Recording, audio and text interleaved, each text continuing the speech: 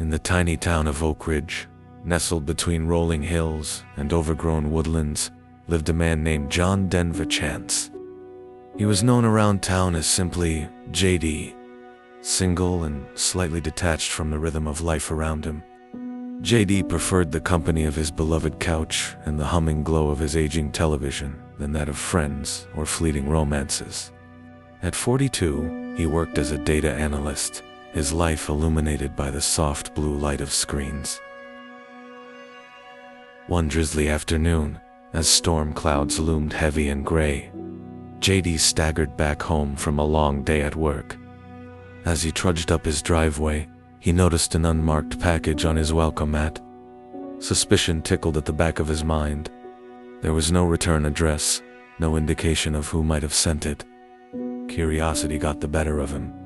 With shaky hands, he carried the package inside and set it on his cluttered kitchen table. With a flick of a knife, JD sliced through the tape binding the cardboard box. Inside lay a small, sleek mechanical device, no larger than a matchbox. Its glossy exterior reflected the overhead light. JD couldn't decipher its purpose, but it intrigued him. As he picked it up, the device surged to life in his palm, a tiny needle emerging from its surface with alarming speed. He didn't have the chance to react before the needle pricked his skin, and a chilly wave of drowsiness swept over him. The world dimmed around the edges, and his last thought before succumbing to oblivion was a desperate need to understand. What the hell just happened? When JD came to, he found himself sprawled out on his beloved couch, the TV flickering in front of him. He cast a quick glance at the clock on the wall. He said he had been unconscious for hours. Struggling to piece together the events of the day, he flipped the channel. A news report blared to life, the anchor's robotic tone cutting through the haze in his mind.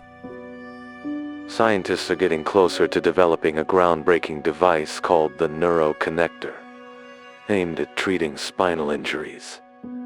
This revolutionary project has received considerable backing from tech billionaire Elon Musk, heralded for her cutting-edge innovations.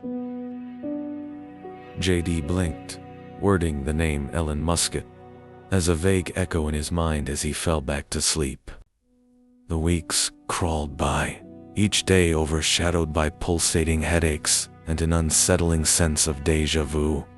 Friends vanished without a trace. Sarah from the coffee shop, his childhood friend Eric, even old Mr. Jenkins's neighbor, who'd often complained about neighborhood kids on his lawn. Each time the police came to inquire, JD felt a tight knot of dread forming in his stomach. They poked and prodded, questioning his whereabouts, scrutinizing his alibis. But all that he had were blank memories and migraines that left him disoriented for hours. Amidst his growing panic, one fateful day, JD visited his physician, Dr. Conley, about the headaches. After a grueling examination and a series of x-rays, Dr. Conley's face turned grave. JD, there's something attached to your frontal lobe. We'll need to operate. Laying in the operating room, he thought only of being free from pain.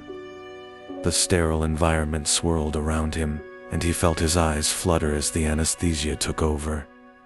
Like an observer in his own life, the next flicker of consciousness found him standing in his front doorway, disoriented, with no memory of the surgery. The TV told a grim story. Developments are surfacing after a double homicide took place at Oakridge Medical Center last night. 2 surgeons have been found dead, and a local man, John Denver Chance, is sought for questioning. What the hell?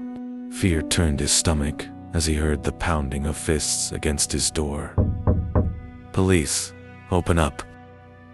They charged in, arranged in a menacing formation, and before he knew it, his life spiraled out of control. Video evidence placed him leaving the operating room shortly after the murders. In prison, trapped between despair and resentment, life became a blur. The bodies of his friends and family were later discovered in the old cabin he occasionally rented in the woods, according to his bunkmate, the infamous Donnie Two's Coops. He felt hollow, crippled by grief and guilt. Once alone, he attempted to take his own life. The bedsheet twisted tightly around his neck turned into the twilight of extensive blackouts. During one particularly hairy episode, rage and pain swirled in him like a cyclone. He awoke while driving a strange vehicle at dizzying speeds on a deserted highway, a radio crackling with breaking news. A massacre has occurred at Oakridge prison. There were no survivors, each word ringing in his ears like a death sentence. Suddenly, a sense of foreboding infiltrated his mind. He swerved to the side of the road, desperately trying to grasp the reality he was trapped in, when another migraine seized him. The world around him dulled, reality tearing like a brittle page.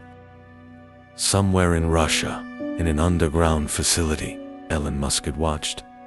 The neuroconnector, the device that had invaded JD's brain, now fully functional, allowed her to see the world through his eyes, to control him like a puppet on strings, manipulated at will. In a dazed state of compliance, JD turned onto a dirt road, the vehicle sputtering deeper into the woods. As the engine quieted, his body surrendered to unconsciousness.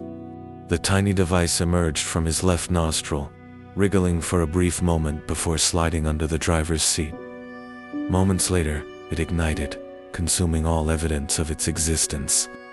Ellen Musket sat with a betrayed look on her face as Vladimir squeezed the trigger on the revolver that was pressed against her temple. "Testing is complete," Vladimir uttered with a strong Russian accent.